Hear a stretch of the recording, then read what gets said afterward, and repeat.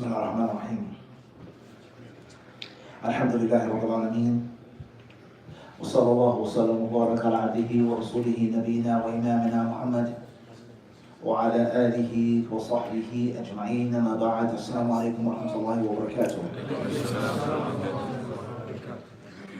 Of course, the heart of every single Muslim is aching and ailing and hurting.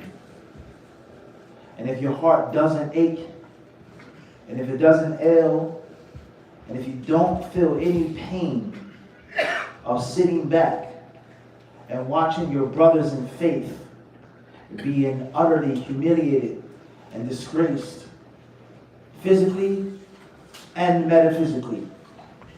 As far as physically, then obvious. Within less than a month, almost 10,000 Muslims dead. Countless wounded. And the metaphysical humiliation and disgrace of the Muslims are those from our brothers and sisters who beg, who plead, who try to express their rage and their anger and demand justice and equality and fair treatment and international law, etc.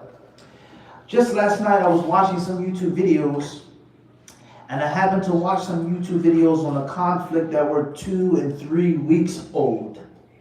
And subhanAllah, when you watch the videos just 2 weeks ago, 3 weeks ago, it's like they're talking about a whole different thing. What they were saying 2 weeks ago, this has to stop, this is out of control, this is a disaster, this is a catastrophe, this is a violation, etc., etc., etc. It was 2, 3 weeks ago when the death count was way lower. And the death count and the injury count, the wounded, the destruction is way higher now. You sit back and say, what happened within 2 to 3 weeks? With this meeting, with this council, with this discussion, with this protest, with this argument, etc. Nothing. Rather, the situation has become 10 times worse. And that in itself is a type of humiliation. I'll listen to you complain. I'll listen to you tell me the rules, our laws, international laws. Go ahead, tell me more. You're angry, you're enraged. It's an outrage, yes, continue. Go on. You represent what country? You represent this. Go on, tell me how you feel. Tell me what's wrong. I'll take that into consideration. I'll think about that. We'll consider that. And then what happens? 3,000, 6,000, 9,000, 10,000. And it's not stopping. That is a type of humiliation and disgrace as well. In which I'm pretending and acting like I'm listening to you. And I care about your concerns. And I care about what you're trying to address and what you want me to address. But we all know in reality, no one from those people are listening. And they aren't considering what you have to say. Their decisions have been made long before you became mad and enraged. So if you sit back as a Muslim, and that doesn't anger you, that doesn't bother you, then for sure, something is wrong on the inside. Something is seriously wrong. Okay, so we ask Allah subhanahu wa ta'ala to make it easy for us to deal with these challenging times, seeing our brothers and sisters being killed in this type of manner. And those of us who choose to say nothing, who choose to do nothing, and those of us who want to do something, who wish to speak out, but they find themselves being weak or incapable, or they find themselves in a difficult situation in which they can't make a physical impact. That's not the topic of our lecture tonight. I was requested to speak about something specific. So bi'idhnillahi ta'ala, we will try our best to stick to that which has been requested, even though there is a direct and indirect connection and correlation to the selected topic and what's going on in the world today at large, let alone what's going on to our Muslim brothers and sisters in Gaza and in the West Bank and at Masjid Al-Aqsa and many other countries and many other lands. Khairan inshaAllah ta'ala. So the selection is from Surah Al-e Imran, the 3rd chapter. Allah Azza wa Jal tells us in verse 193, بعد أعوذ بالله السميع العليم من الشيطان الشيطان الرجيم من همزه ونفخه ونفثه ولا تهنوا ولا تحزنوا وأنتم الأعلون إن كنتم مؤمنين إن يمسسكم قرح فقد مس القوم قرح مثله وتلك الأيام نداولها بين الناس وليعلم الله الذين آمنوا ويتخذ منكم شهداء والله لا يحب الظالمين. Verse 139, Allah says, وَلَا تَهِنُوا وَلَا تَحْزَنُوا وَأَنْتُمُ الْأَعْلَوْنَ إِن كُنتُم مُؤْمِنِينَ. What is rendered into English to mean, وَلَا تَهِنُوا, do not become weak, do not become soft. وَلَا تَحْزَنُوا, don't grieve, but too much. Don't be grief-stricken, overtaken by grief. وَأَنْتُمُ الْأَعْلَوْنَ, while you have the upper hand. You are above. You are higher than your opponent. You are higher than your enemy. Physically higher than them or metaphysically higher than them. In kuntum mu'minin, if you are a true believer. If belief is much more than that which rolls off of your tongue and your lips, but you actually have it in your heart, then you are required to behave in this manner. Allah subhanahu wa ta'ala then says in the next ayah, إِن يَمْسَسْكُمْ قَرْحٌ فَقَدْ مَسَّ الْقَوْمَ قَرْحٌ مِثْلُهُ. And if and when, and of course the law knows, if you're wounded, if you're suffering, if you're ailing, if you're aching, if you've been harmed physically by your opponents, فَقَدْ مَسَّ الْقَوْمَ قَرْحٌ مِثْلُهُ, then they're aching as well. Your opponents are human beings as well. They are vulnerable as well. They are not invincible. They are not invulnerable to you. They have ups and downs just like you do. And then Allah subhanahu wa ta'ala, He tells us, وَتِلْكَ الْأَيَّامُ نُدَاوِلُهَا بَيْنَ النَّاسِ. And those are the days that we give to men in turn, in succession. You win today, you lose tomorrow. You're wounded today, you lose your life the next day. You run, you retreat, and you attack. You know we don't have anything else. Everyone will get a turn. Everyone will have their fair share. Allah subhanahu wa ta'ala, He tells us. And then Allah Almighty and the Most High, He then says, وَلِيَعْلَمَ اللَّهُ الَّذِينَ آمَنُوا, and for Allah to know those who are believers. Yani, for it to be known and clear to the people. Because Allah already knows. But for it to be a knowledge that is manifested to all, and upon which reward and punishment is based. And then for Allah subhanahu wa ta'ala to take from you يَتَّخِذَ مِنْكُمْ شُهَدَاء, martyrs, witnesses upon the truth, and they make the ultimate sacrifice in the cause of Allah subhanahu wa ta'ala. And Allah, don't ever think or don't ever feel, don't ever be in the state of doubt, thinking that Allah loves the wrongdoers. Allah loves them not.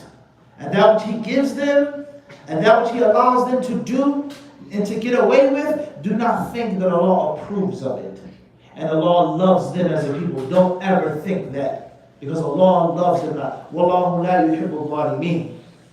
So this is the selection tonight, in the night ta'ala, from surah Al-e Imran. I'm going to try our best to break down these ayats, to look at their context, to dissect them, and to walk away with some real life stuff. And not just lip service. And not just a romantic speech or an eloquent speech or a mashallah speech, but something real. And what are we going to do? How are we going to implement based off of what we have learned? But before then, in the night ta'ala, I've chosen for myself, and I've chosen for each and every one of you, inshallah ta'ala, some of the reasons and some of the causes why we're in the situation in which we are. And that is the reality that nothing is more beneficial for the servant than the words of Allah subhanahu wa ta'ala. Listening to them, reading them, memorizing them, studying their meanings, reflecting, pondering, acting upon them, and calling others to that, and enforcing and upholding what Allah subhanahu wa ta'ala wants us to enforce and uphold based off of His words and His teachings. Once again, there is nothing more beneficial for the Muslim than, inshallah ta'ala, what we're about to do. And that is to sit down and to learn, to benefit, to study, to reflect, and to think about the words of Allah, the Mighty and the Most High. And the more we do this, bi'idhnillahi ta'ala, the better we will be in this world and in the hereafter. My family, my household, my masjid, my country, my conflict, my war, my battle, my victory, or my defeat, the better we will be, bi'idhnillahi ta'ala. However, the Muslims, they may say, well, all of the Muslims believe in the Quran. All of the Muslims know that the Quran is the holy, sacred book. All of the Muslims know the importance of the Quran.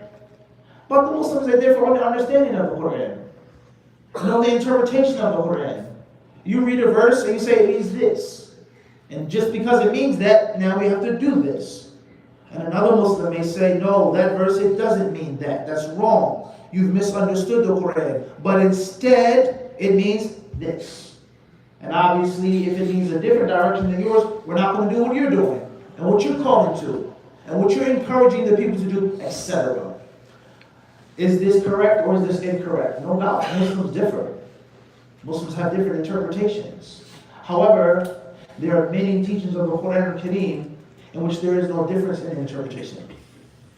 There are many problems that we have caused ourselves, self-inflicted wounds, not based off of us interpreting the Quran differently, but by us not even reading it or listening to it or talking about it. These verses, these ayat, these instructions are clear. There is no interpretation. There is no difference of opinion and understanding. But we're not even discussing the Quran. Husband and wife. We're not even talking about the guidance of the Quran. Let alone the husband says it means this and the wife says it means that.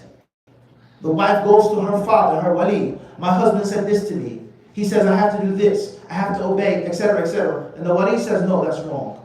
That's not the correct tafsir. And the husband says, rather, it is the correct tafsir. The husband and wife, they're not even talking about the Quran. Why are they arguing? Why are they fighting? Who's right? Who's wrong? Who's the good person? Who's the bad person? The Quran is not even being brought up. And the masjid, the house of Allah, Azza wa Jal. We have the imam. We have the administration. The imam has his followers. And the administration, they have their followers. And they're arguing and they're fighting on what shall we do in this masjid. What's going to be our move? What is going to be our action? The imam says Allah's instructions are clear. And the administration says, no, rather the imam, you're wrong, you're mistaken. My shaykh says this, my tafsir says that, etc., etc. That's not even happening. And that is because in the masjid, as we fight, we are not even speaking about the Quran. We're not even bringing it up. But we're talking about something from a different aspect and from a different angle. And the same applies to what is happening in the world.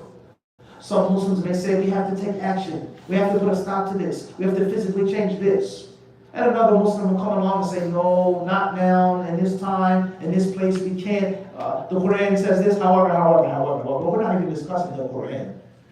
So what I want to read in the night ta'ala is how does the Muslim become far and remote from the book of Allah? And how does the Muslim make decisions in his life and actions in his life in which the Quran isn't on the forefront of his decision making? Bi'idhnillahi ta'ala. Alright, قال ابن القيم رحمه الله تعالى هجر القرآن أنواع. النوع الأول هجر سماعه والإيمان به والإصغاء إليه.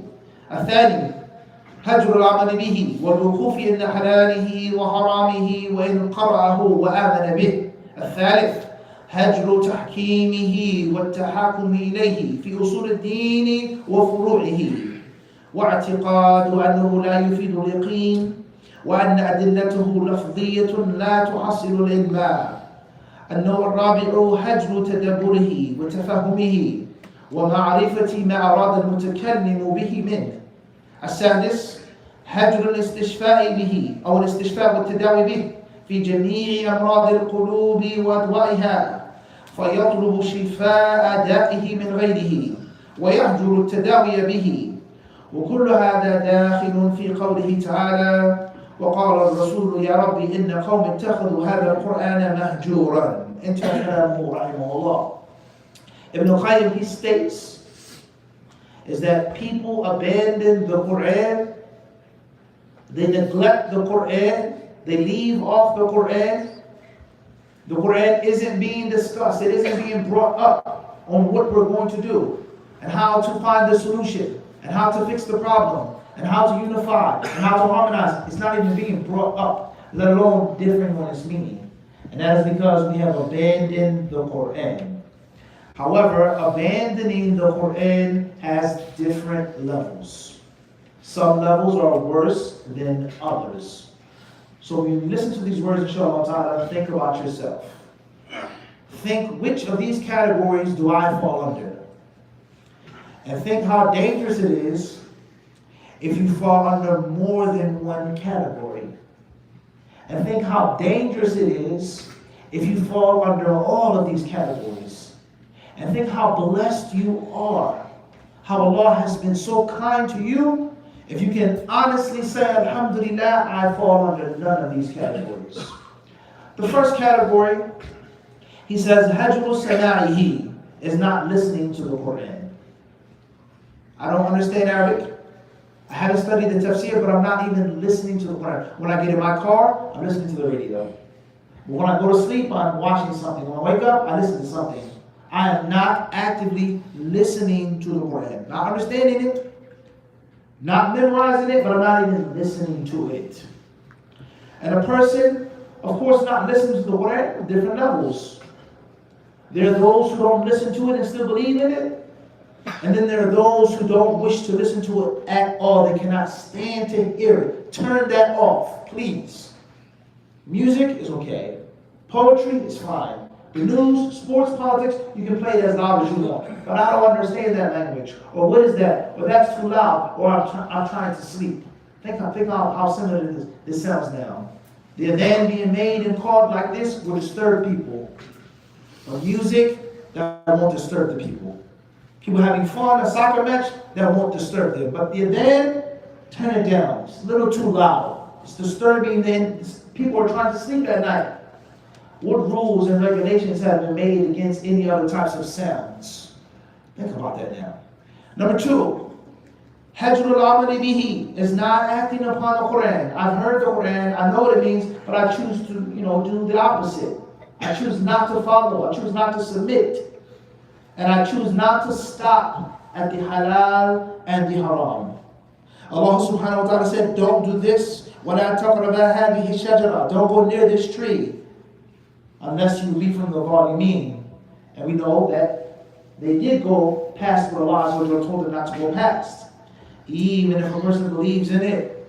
And even if a person reads the Quran, but that is a type of hajr al-Quran, abandoning the Quran, is not acting upon it. Number three, hajru tahkimihi wa tahakumi ilayhi, is not making the Quran the judge, the arbitrator. The decision between me and you won't be based off of how many followers I have, but it will be based off of what we find in this book. If I'm wrong based off the Quran, you win, I submit. And if you're right based off of what's in the Quran, it's done, it's over. We won't argue, we won't fight anymore. But instead, I wish to see what you say about it, or what he feels about it, or what these people have to say about what's going on, and this law, so on and so forth. This is a type of abandoning the Quran. It's not going back to the Quran for judgment, to hakum. If and when me and you differ, humans will differ. Humans by nature, they will fight. They're argumentative creatures. So we know that it's nothing but a matter of time before a dispute breaks out. What are we going to go back to? What is going to be the point in which we all have to agree upon? Moving forward, and he says this is applicable to all of the religion, usul ad-din wa furu'ihi, the aqidah, the ibadah, politics, everything. Number four, hajru tadabburihi wa tafahumihi, is listening to the Quran, reading it, acting upon it, going back to it for judgment, but you don't think about it critically. You're not pondering on it. And the Quran is talking about Ad and Thamud and Fir'aun from the past. The Quran is beautiful, but we live in 2023. The world is different. The world is modern. The world is progressive. You can't expect us to take something over 1,400 years ago and apply it today. And the reason why people say horrible things like this is because they don't think. They're not making sense out of what Allah is saying. Is that what happened then will happen again today. There will always be someone who's zalim, who's mazlum. There will always be someone who's righteous and someone who's wicked. There will always be a man who's brave and there will always be a man who's scared and afraid. That's how things are. Things do not change. So this is a type of abandoning the Quran. And what did Allah, al-mutakallimu bihi, what did He intend by this verse? The next level, Ibn al-Qayyim, may Allah have mercy upon him, he then says, is not seeking the cure from the Quran al-Kareem, the shifa, for sicknesses and illnesses of the heart and of the mind, clinical, pharmaceutical, medications for illnesses and sicknesses of the mind, mental illness, mental health. Maybe, maybe not. Some people have mental health issues, and they may have to take some type of medications or therapy.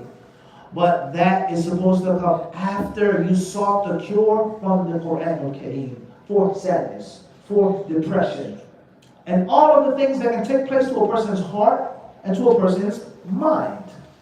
Ibn al-Qayyim, may Allah have mercy upon him, he says, all of this is included in what Allah Azza wa Jalla says in Surah Al-Furqan, when the Prophet ﷺ complained, وَقَالَ الرَّسُولُ, and the messenger, he said, "O my Lord, my people, inna qawmi, they have abandoned this Quran."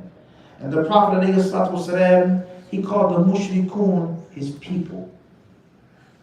And there's a hikmah, wisdom behind that. And that there was a connection, there was softness and tenderness. These are my people, this is my race, this is my tribe. And I see them hurting and harming themselves.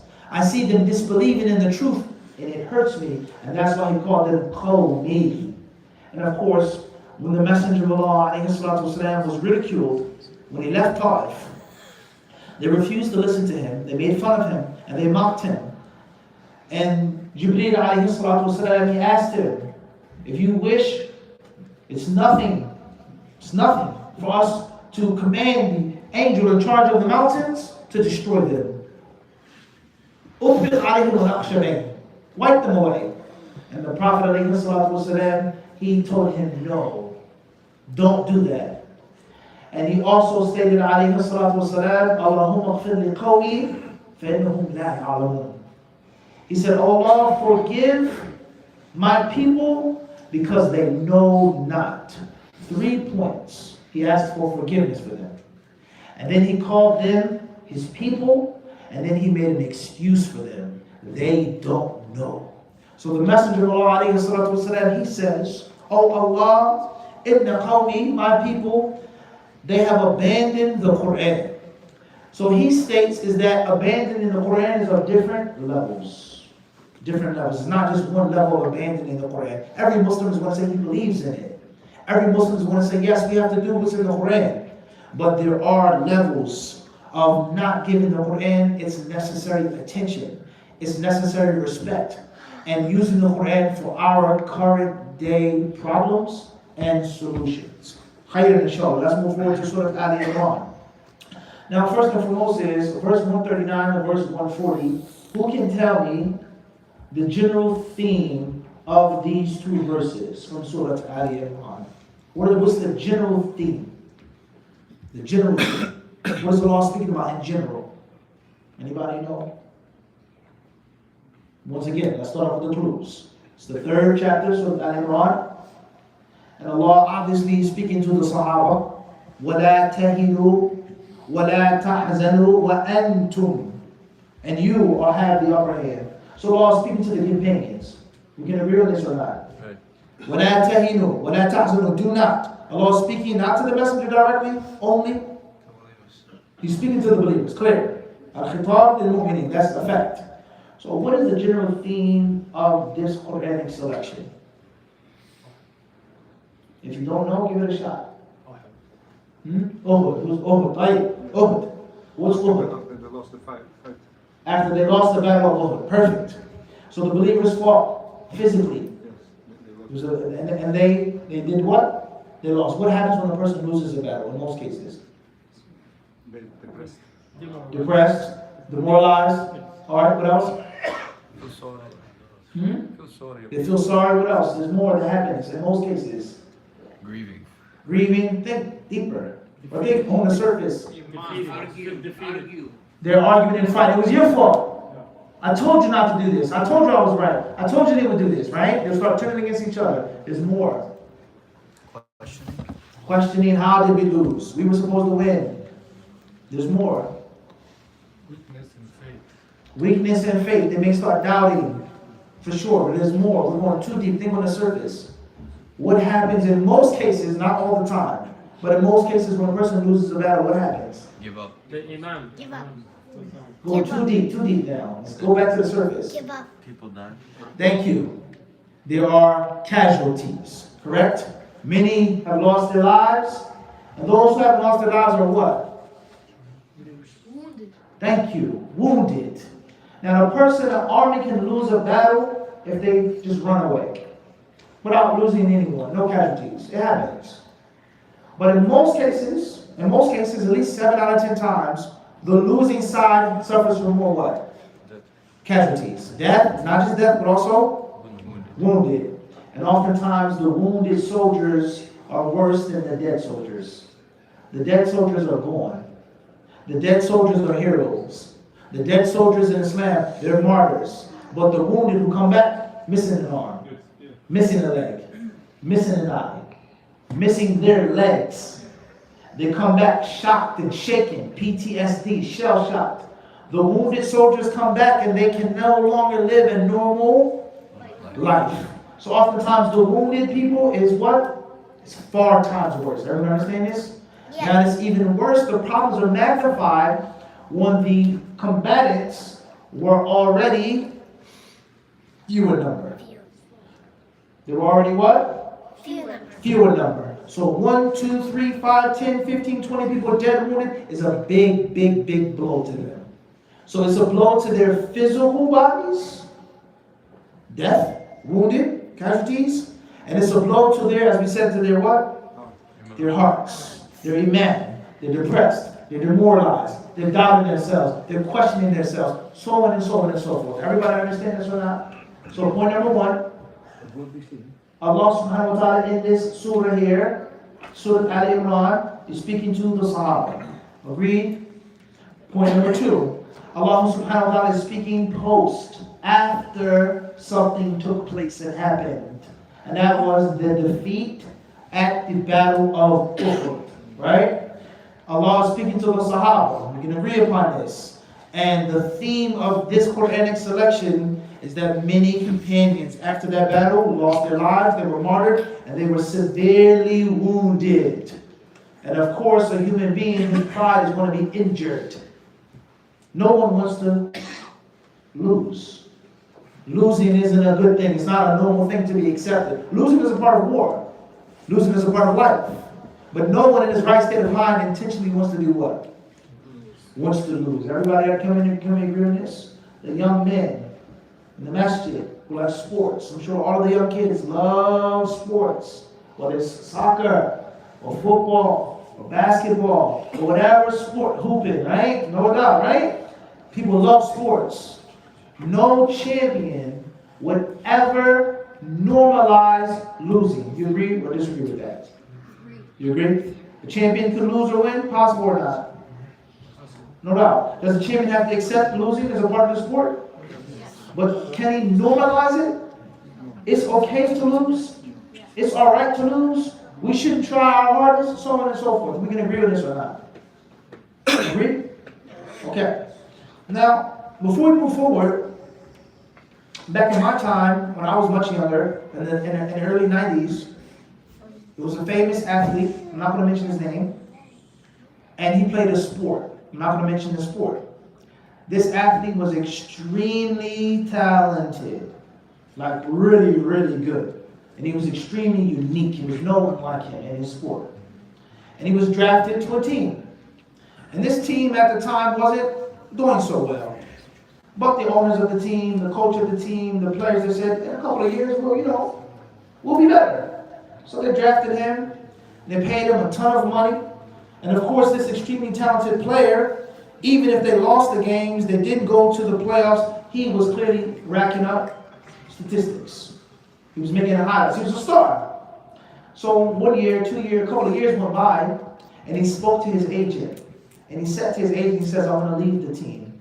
Find me another team, trade me immediately. I no longer wish to play with them. Of course, the manager, the general manager, the coach said, why are you leaving? We drafted you. Winning doesn't happen overnight. It's going to take some time. Don't go. Just have faith in us. We'll get better. And he said, I'm leaving the team for one reason and one reason only. Not because I can't lose, not because I don't have faith in them, we'll do better, etc., etc. He said, I left the team because they normalized losing. And he says, and I was never accustomed to losing and accepting it. The mentality. So Allah subhanahu wa ta'ala, he's speaking to the Sahaba after they lost. They're hurting, physically hurting, metaphysically hurting. And then he said, وَلَا تَهِنُوا وَلَا تَحْزَنُوا وَأَنْتُمُ الْأَعْلَوْنَ إِن كُنتُم مُؤْمِنِينَ. Do not be demoralized. Do not be dejected. Do not be grief-struck, do not be depressed. You will win. You are the winners. What just happened, what just took place, is temporary. But you will be the ultimate triumphant. So that, before we go any further, this goes to show us the mentality that our children have to have. Son, losing is a part of life. Being hurt, being wounded is a part of battle. No one is going to be undefeated, absolutely all of the time. No one is going to be unscathed. Everyone is going to miss a shot. Everyone is going to make a mistake. But you can never ever normalize. It's okay to just be treaded upon by your enemy, and you're okay with that. No, it's not okay. We tried our best, and we lost the game. Not we go into the game, if we win, maybe not, it really doesn't matter. It's just a game. Winning isn't important, that's a lie. And if wasn't important, there would be no scoreboard. There would be no shot clock if winning wasn't important. There would be no records if winning wasn't important. So first and foremost, Allah subhanahu wa ta'ala in this ayah, or this ayat, He is speaking to the Sahaba. And obviously Uhud was a battle that took place in what year of the Hijrah? Third. The third year. Beautiful. What preceded Uhud? Was there a major battle before Uhud? Badr. Excellent. Sahaba won or lost that battle? They won. They were outnumbered. 3-1. It was a great blow they had dealt to Quraysh. And obviously, what happened at Badr led to Uhud. So what happened in Uhud? In brief. Why was there the battle? Because the archers went down from the hill. Before that, how did it start? What happened? Where was Uhud? They came to attack Medina. They came to Medina. Yeah. Alright? Okay. Who came to attack? The people of Quraysh. Quraysh. In other words, Uhud was supposed to be revenge. Yeah. They wanted to regain their broken reputation. The other Arab tribes looked down upon them. They scorned them. You allow 300 poor people to beat you, and you're supposed to be the best, the top, the highest Arab tribe. So they wanted to, listen carefully now guys, when a bigger, greater force is humiliated, they will try their hardest to regain some of their lost respect. And of course that's going to blind them, and that's going to push them to go to the extreme, because they were humiliated and shamed and embarrassed. How did this happen? How did you lose to 300 men? You got 1,000 men. So therefore, they want to try their hardest to do what? To regain that lost respect. And obviously, once respect is lost, it's very difficult to get it back. And once your reputation is tarnished, it's extremely difficult to reclaim it. So they wanted to come and attack the Muslims to take revenge. Right? What else happened in this battle? The Muslims were about to win, but the archers came down from the hill. The Muslims were about to win. The Muslims were winning the battle. Allah gave them support. But something went wrong. The 50 archers on the hill, 40 of them went down because they wanted some of the... They were distracted. Worldly gain distracted them. Why did the Prophet place the archers there? To protect the rear of the Muslim The army. flank is the ultimate military principle. Is always protect your what? Flanks. Flanks. Never allow your opponent to outflank you. This is a rule of war. Alright? And the Prophet said, no matter what happens, stay there. Stay there. Now, the Sahaba that descended from that mount, Jabal al-Rumat, they didn't necessarily just want to disobey the Prophet. They didn't necessarily want to disrespect the Prophet. But, they said the Prophet means, stay put until everything is done. And obviously, look, it's pretty much done. Let us go now, enjoy the spoils like they're enjoying them. And there was a man who was extremely patient.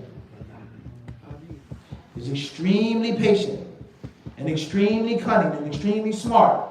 And he was waiting for his enemy at the time to make a mistake. And as a rule, never disturb your opponent when he's making a mistake. Keep silent, be patient, allow him to make that mistake, and he exploited that mistake. And he came from the rear and from the flank and attacked the Sahaba and killed many of them and wounded many of them, causing them to lose the battle that was in their hands. After this took place, the Muslims were supposed to win. The odds were stacked in their favor, and they did not win. They lost. They were wounded. They suffered. Then Allah said to them what? وَلَا تَهِنُوا وَلَا تَحْزَنُوا وَأَنْتُمُ الْأَعْلَوْنَ إِن كُنتُم مُؤْمِنِينَ. So before we get into the tafsir and breaking it down, we understand the theme of this Quranic selection. Everybody put on this down, inshallah. Ibn Jarir, rahimahullah, he says, القول في تأويل قوله ولا تهنوا ولا تحزنوا وأنتم الأعلون إن كنتم مؤمنين. قال أبو جعفر هذا من الله تعالى ذكره تعزية لأصحاب رسول الله صلى الله عليه وسلم على ما أصابهم من الجراح والقتل بأحد. قال ولا تهنوا ولا تحزنوا يا أصحاب محمد ولا تضعفوا بالذي نالكم من عدوكم بأحد من القتل والقروح عن جهاد عدوكم وحربهم. So Ibn Jarir and Ibn Jarir al-Tabari's book for the students of knowledge, those who are watching, those who are listening, is one of, if not the most important book of tafsir. You have your Ibn Kathir, you have your Sa'di, you have your Qurtubi, you have this one or that one. But Ibn Jarir al-Tabari's book is the foundation. And we live in a time in which people are claiming what is the correct and original interpretation of the Quran. So it's very important for us to go back as far back as we possibly can to see that the Muslims never understood the Quran in the way that you're saying it means. So he says that the Messenger of Allah, والسلام, his companions, as we've stated, they were wounded, they were martyred, many of them lost their lives, they were depressed, they were demoralized, and Allah subhanahu wa ta'ala, He addressed them, He spoke to them, ta'ziyah, consoling them, soothing their wounds. It's bad, but it's not that bad. It's bad, but you aren't allowed to go to sink but so low. You have to pick yourself up. You cannot sink but so low. Even though many of you lost your lives, and you're wounded, and you were defeated, but you cannot, as a believer, hit the absolute bottom. Listen to these words now. Anything that happens to you in your life as a young Muslim teenager living in the United States in 2023, it's bad. You don't know what I went through. You don't know what I'm going through. You can't judge me. Your life isn't my life. You can't relate, right? None of those things are excuses for the Muslim to fall all the way to the bottom, in which you wish to take your life, suicide, in which you wish to leave Islam, in which you look for help and love and support outside of the Muslims. You cannot fall that low. وَأَنْتُمُ الْأَعْلَوْنَ. So Allah subhanahu wa ta'ala, He's addressing the companions of the Messenger of Allah, telling them, وَلَا تَدْعُفُوا, do not become weak. Do not make yourselves weak. Do not be pitiful. Don't be a pitiful individual, even though you're wounded, even though you're hurt from fighting your enemies. One of the greatest mistakes made is taking a break and taking a pause from engaging your opponent. And that is what we see today. Regardless of civilian lives, regardless of international law, regardless of humanitarian, etc., they're saying we are not pausing. We are not stopping. And it's sad when they may have a better understanding of things than we do. Do not become weak. Keep your foot on the gas pedal. Keep pressing forward. Because your enemy will come back. Your enemy will regain strength. Your enemy will rally. The best defense is a good what? Offense. Offense. It's the best defense. It's a good offense. Don't fall behind. There is no gentle, merciful run out the clock. Keep shooting. Because the moment you stop shooting, you stop shooting 3-pointers, you just want to run the clock down, they will do what? Steal the ball. Your enemy will regain his strength, and then you'll be on the losing side. So Ibn Jarir, rahimahullah, he says, fighting them, you're not supposed to become weak, even though you're wounded. من قول القائل وهن فلان في هذا الأمر فهو يهن وهنا ولا تحزنوا ولا تأسوا فتجزعوا على ما أصابكم من المصيبة يومئذ فإنكم أنتم الأعلون يعني الظاهرون عليهم ولكم العقبى في الظفر والنصرة عليهم إن كنتم مؤمنين يقول إن كنتم مصدقي نبي محمد صلى الله عليه وسلم فيما يعدكم وفيما ينبئكم من الخبر عما يؤول إليه أمركم وأمرهم كما حدثنا المثنى حدثنا سويد بن نصر قال أخبرنا ابن المبارك عن يونس عن الزهري قال كثر في أصحاب محمد صلى الله عليه وسلم القتل والجراح حتى خلص إلى كل امرئ منهم البأس فأنزل الله عز وجل القرآن فآسى فيه المؤمنين بأحسن ما آسى به قوم من المسلمين كانوا قبلهم من الأمم الماضية فقال ولا تهنوا ولا تحزنوا وأنتم الأعلون إن كنتم مؤمنين إلى قوله لبرز الذين كتب عليهم القتل إلى مضاجعهم. Now he quotes some of the early Muslims who said that every single companion was afflicted and affected after Uhud. Those who lost relatives, lost friends, those who were wounded, everyone had bets. They were sad, they were depressed, they were down, they were demoralized. And Allah Azza wa Jalla, He gave the companions the greatest consoling and soothing of all previous nations. وَلَا تَهِنُوا وَلَا تَحْزَنُوا وَأَنْتُمُ الْأَعْلَوْنَا. Do not allow grief and the sadness. Do not allow physical weakness to overtake you while you are the believers. You know things that they know not.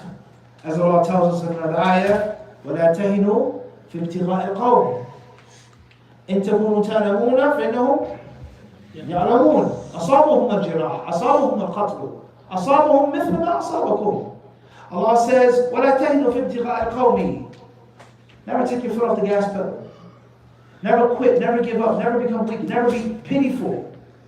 If you're wounded, if you're suffering, if you're hurting, if you're aching, then so are they. وَتَرْجُونَ مِنَ اللَّهِ مَا لَا يَرْجُونَ.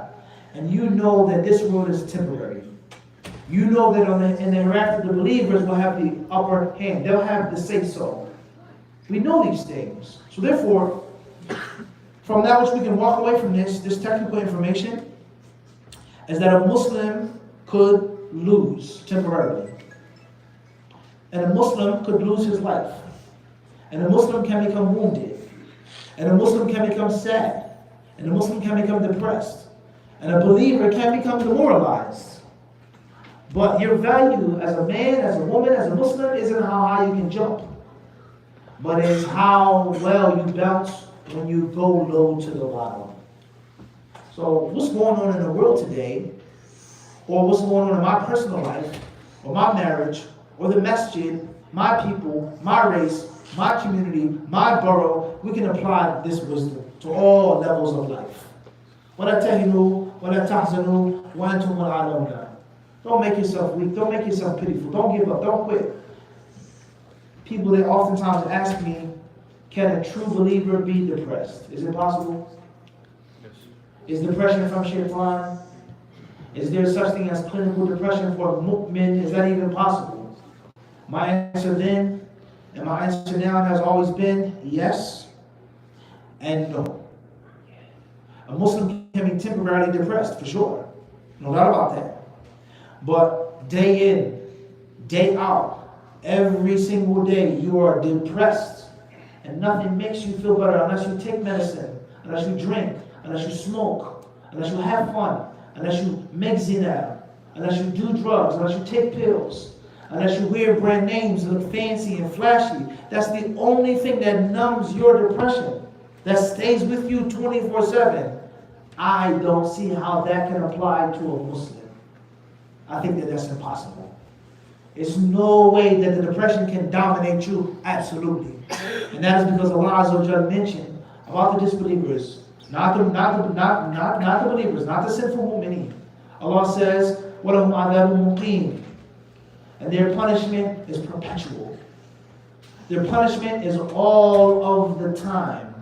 So many non-Muslims, and unfortunately Muslims who have very weak faith, they have to drink, they have to smoke, they have to do drugs.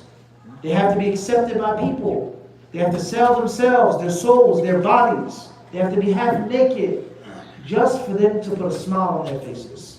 And just for them to temporarily numb their inner pain and inner depression. That cannot be a believer. Sadness comes, it has to go. Depression falls on you, it has to be taken away. You can't allow yourself to fall that low. So all of this, bi'idhnillahi ta'ala, is included in the guidance of this Quranic subject, of this Quranic selection. The Battle of Uhud, what took place, how it happened, why the believers lost, what was the battle that happened after Uhud, that's a long discussion in itself. What was the next major battle after Uhud? Khandaq. Al-Khandaq, which means? The trench. The trench. Who came up with the idea of the trench? Salman al-Farisi. Salman al-Farisi, radiallahu anhu warḍah. The Prophet ﷺ did not allow racism. He did not allow nationalism. He did not allow tribalism to prevent him from the truth. Salman was Persian. In general, the Persians and the Arabs don't get along too well. Never have. They don't right now as we speak. And only Allah knows, but one may say they never will. So Salman, he wasn't from the Prophet's kin and kith. He was a companion, he was a believer. But he was of a different race, a different stock. And he said, "O Messenger of Allah, instead of doing this, how about we make a defensive front?" And what did the Prophet do? He listened. And many battles have been lost because of racism, and because of nationalism and tribalism. And many atrocities and massacres have happened and are happening as we speak because of our blood is different. And that's a big, huge problem. And some of the greatest conquerors in the world, some of the greatest, finest military minds were those who knew that racism, nationalism, tribalism, and strategic warfare are like water and oil. They do not mix. The only thing that makes sense on the battlefield is haq. That's it.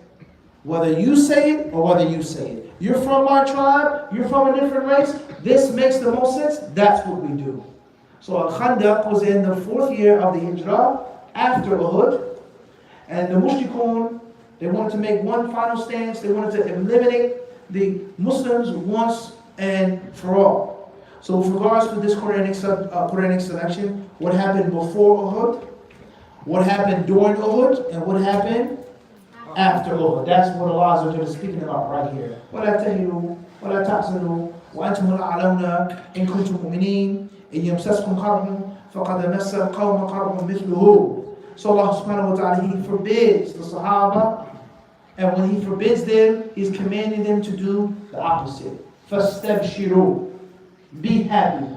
And of course, the last thing I will say tonight with regards to this lecture is that Allah subhanahu wa ta'ala, He mentions about the martyrs and how they're not dead and they are living.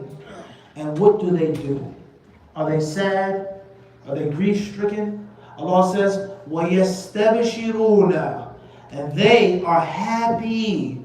And they look forward to those that will come after them. So constant sadness, chronic sadness, 24/7 sadness is not okay for the believer. So no matter what's going on in the world right now, and how many of our brothers and sisters are losing their lives in the Gaza Strip, in the West Bank, in other parts of the world, we never ever allow ourselves to give our enemies the satisfaction of seeing us grief-stricken and demoralized. And despite all of the evil that's taking place, there is good. And there are many believers, men and women, that are remaining firm and remaining patient and remaining steadfast and refuse to give in and to submit. There's nothing that you can take away from me. What can you do to me? You've killed my mother. You've killed my father. You've killed my sister. You've taken everything away from me. You've taken my name. You've taken my honor. You've taken it all. But you wish to return home safe and sound. You wish to go back to luxury and comfort. You think and make the world think and feel that you're invulnerable and invincible and no one can defeat you.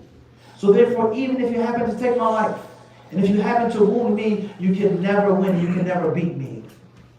And when we talk about living in this country, the United States, and the double standards and hypocrisy that have plagued this country since its original inception.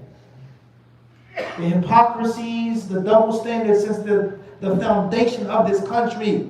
All men are created equal. Life, liberty, justice, the pursuit of happiness. The double standards from the fabric of this nation.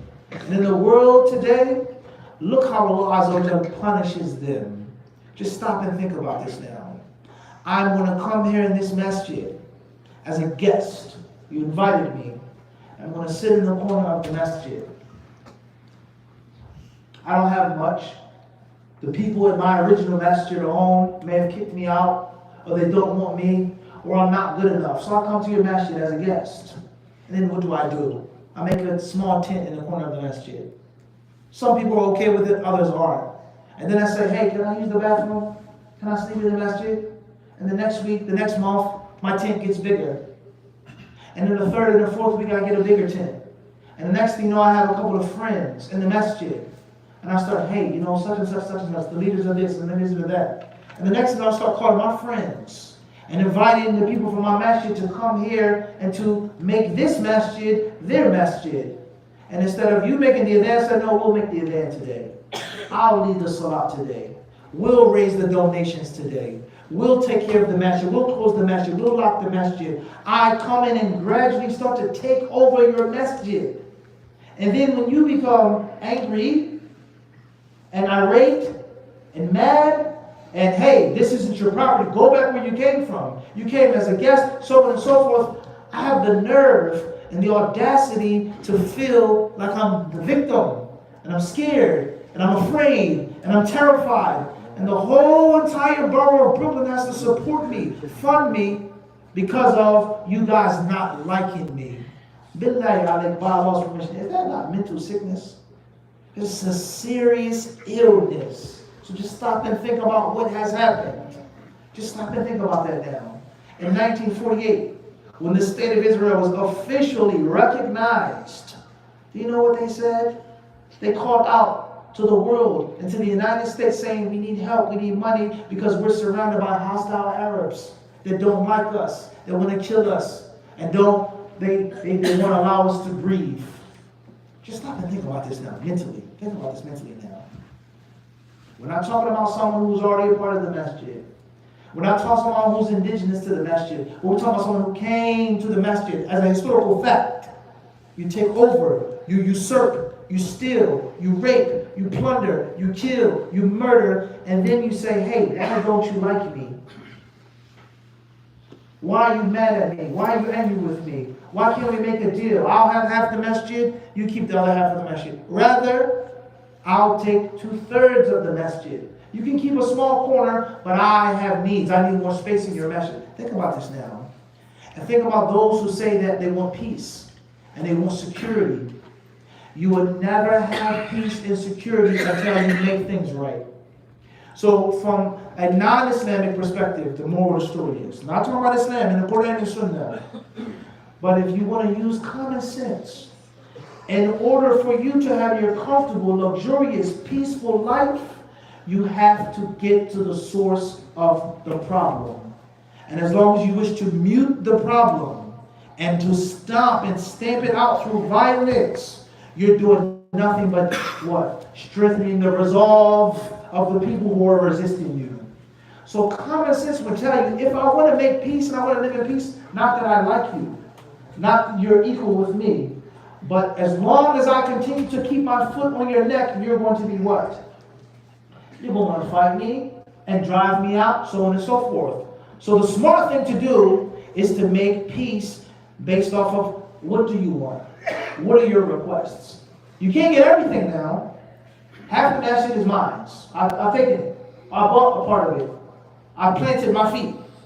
So you have to be realistic now, okay? You have to be a realist. You can't expect me to leave everything. However, what can I do for you in this masjid? What would you like to have? You want to have the imamship back? You want to make the adhan? You want to have the keys to the door? And if I don't consider anything that you want from me, how am I going to live in peace? You guys get the moral of the story?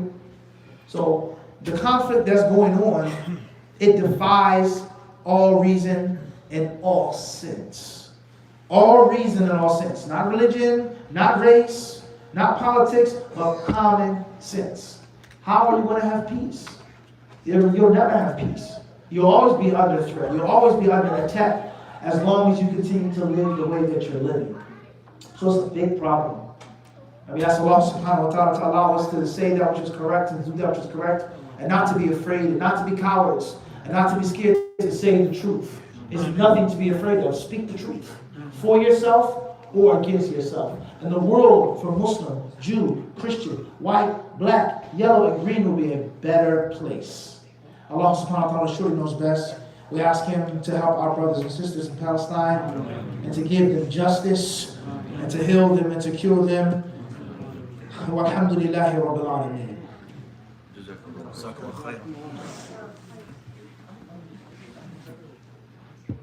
Any questions, brothers?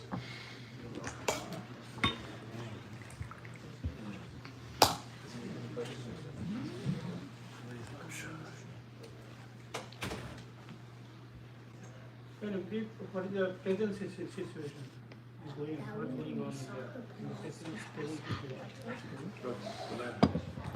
Allah knows the best. Hello. What's the effectiveness of sharing and posting the stuff on social media or through group chats and stuff like that? What is the effectiveness of posting, sharing, YouTube, TikTok, Instagram, so on and so forth? Well, first and foremost is, I think that it's going to be effective, whereas it raises consciousness. And from the things that I've learned in my life, through age, not through Islamic knowledge, but just through age, is never underestimate the next man's ignorance. Never say to yourself, that's common sense. How don't you know that? What is wrong with you? What do you mean? Everybody knows it. You'll be shocked how ignorant and deceived and tricked so many people are. Many people, they do not know. They don't know. A simple example of this is, there are many people who don't know. I mean, first of all, let's be honest now, to show you how wrong things are. There's a war, Israel and Hamas, a war, or some say a conflict. Who's fighting this war? What two countries? What two states? What two militaries? A strip. What is a strip? Have you ever seen that and asked yourself, what the heck is a strip? What is a Gaza strip? What does that word mean, a strip? Can you define a strip? Like piece of piece. Like piece of cloth. Exactly. So something is what? Something, there you go. Taken from a bigger piece. And this is what's left of it. It's a strip of cloth. Strip steak is cut from a what? Bigger piece.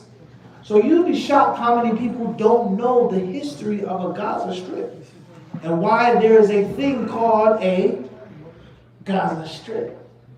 So, simple example, as you raising the consciousness of why and how there are those 2 million people there that are on that tiny strip.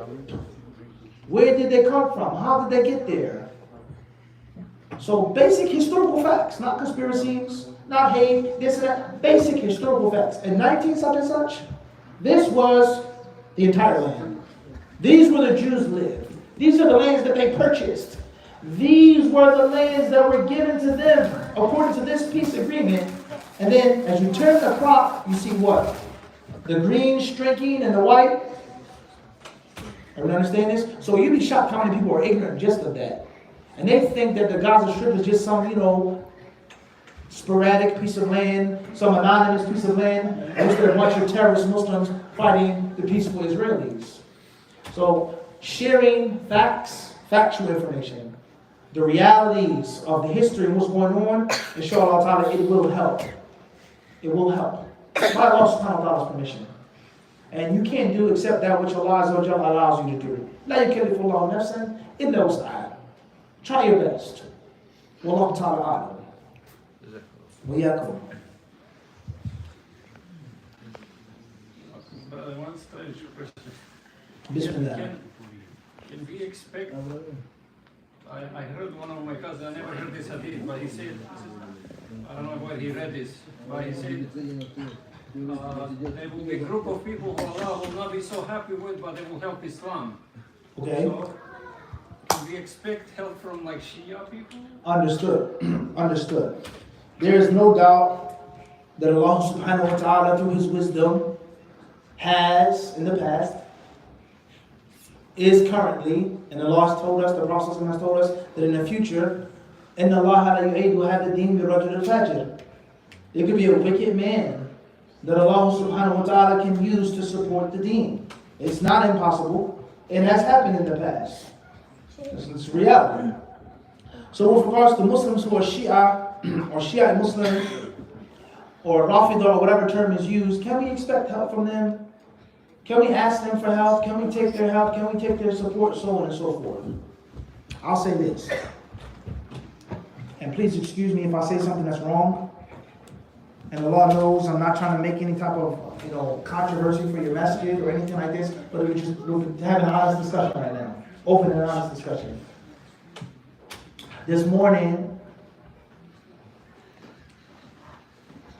I watched a video, and it was the address of the leader of Hezbollah. And as I'm watching the video, listening to the video, the first thing he speaks about is, my condolences to the dead. My condolences to the martyrs. Then he speaks about the ill, the sick, and the wounded, and those who are, so on and so forth. And then he speaks about this, and he talks about this, and talks, etc., a long speech.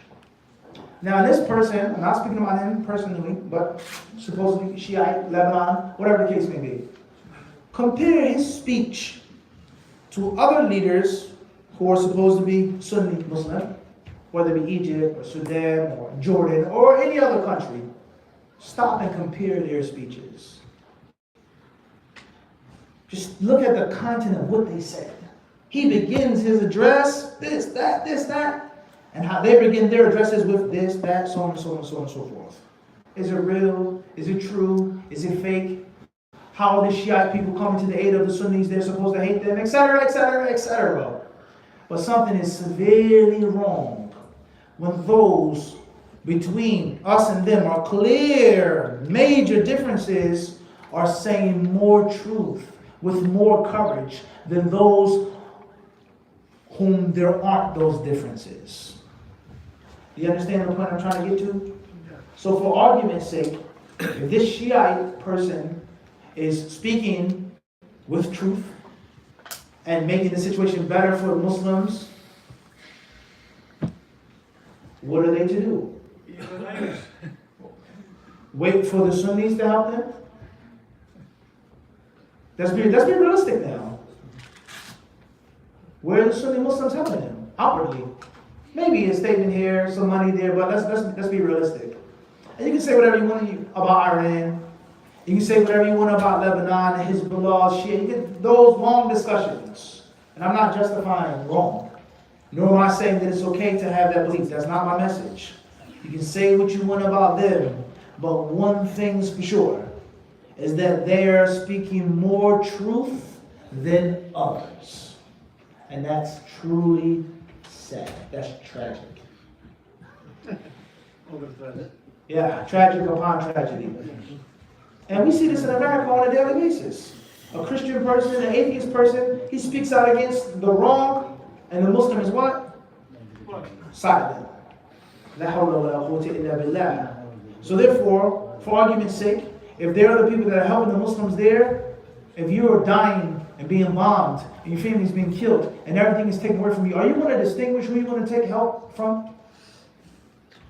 Human nature. So it is very sad. And it's very shameful, it's very disgraceful. Wallahu ta'ala alam, Allahu musta'an. وفيكم بارك الله خلاص inshallah we'll stop here tonight. Jazakumullahu khairan. May Allah Azza wa Jalla bless each and every one of you. Assalamu alaikum wa rahmatullahi wa barakatuh.